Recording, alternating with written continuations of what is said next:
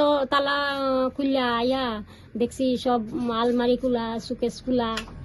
এরপরে ছেলেরে ফোন করছি, ফোন কইরা কইছি সব দিকে খোলা রে। এরপরে টাং টুং সব খোলা, বিছনা টিছনা সব এলোমেলো ওই আরিছে। এরপরে আমি মালিক দিদির মোবাইল দিয়ে আমি ফোন করছি। এরপরে হ্যাঁ আইসি, হ্যাঁ রান্নাঘরের দরজা দিয়ে ঢুকে আসলো খাটের নিচে। এরপরে রান্নাঘরের দরজা দিয়ে জানলা ভাঙ্গা বাইরেছে টাকা লই। আপনার কি কেউ সন্দেহ করেন? না। কত টাকা আছিল?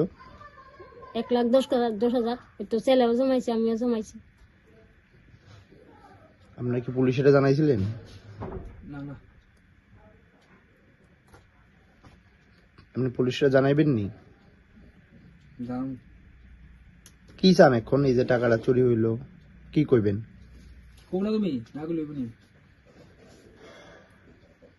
বয়ে থাকলে হইব, তুমি কো।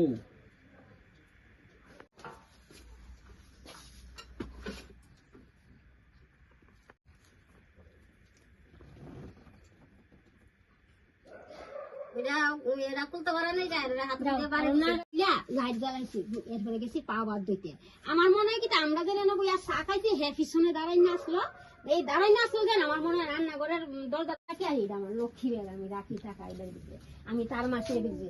এরপরে আমার মালিক দিদির ছেলে বাথরুমে গেছে না, বাথরুমে যেন গেছে, বাথরুম থেকে আইসে পরে